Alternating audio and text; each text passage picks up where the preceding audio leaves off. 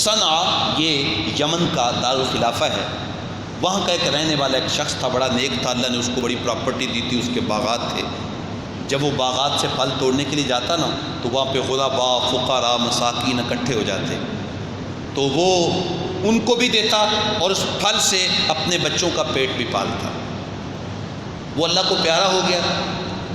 جب پھل پکنے لگے اس کے بچے پھلوں کے مالک بن گئے، کہنے لگے ہمارا باپ کوئی اتنا زیرک آدمی نہیں تھا، ہم پاگل تو نہیں ہیں کہ ہم ان فقیروں کو اپنا مال دیں، تو ہم تو ان کو نہیں دیں گے، ہمارے اخراجات بھی اب بڑھ گئے ہیں۔ تو خیر انہوں نے منصوبہ بنایا کہ ہم رات کے وقت پھل توڑ کے واپس آ جائیں گے اور فقیروں اور مساکین کو پتہ ہی نہیں چلنے دیں گے۔ تو جب رات کو منہ اندھیرے چلے اور اللہ تعالیٰ جل شانہ نے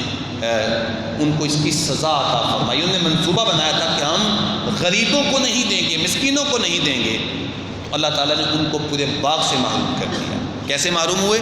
کہ رات کو اللہ نے تیز اور گرم ہوا کے بگولے چلائے،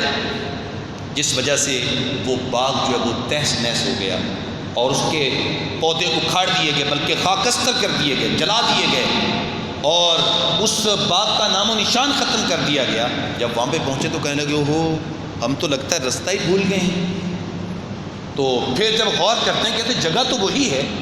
اور تو جگہ نہیں ہے، باغ تو وہی ہے، لیکن حالات یہ ہیں۔ تو پھر ان کو خیال آیا کہ ہم نے یہ جو کہا تھا کہ غریبوں کو ہم محروم کریں گے، تو اللہ تعالیٰ نے ہمیں اس باغ سے محروم کر دیا ہے۔ اب علماء نے اس جو سورہ قلم کے اندر یہ واقعہ موجود ہے، اس واقعہ کے تناظر میں لکھا ہے کہ اللہ نے یہ قانون بنا دیا ہے کہ جو امیر آدمی اپنے مال سے غریبوں کو محروم کرتا ہے، اللہ تعالیٰ اس کو اس کے مال کی برکت سے محروم کر دیتا ہے، اور ایک وقت آتا ہے کہ اس کا مال جو ہے وہ جو کروڑوں میں ہوتے ہیں پھر کوڑیوں کو بھی ترستے ہیں۔ اس لیے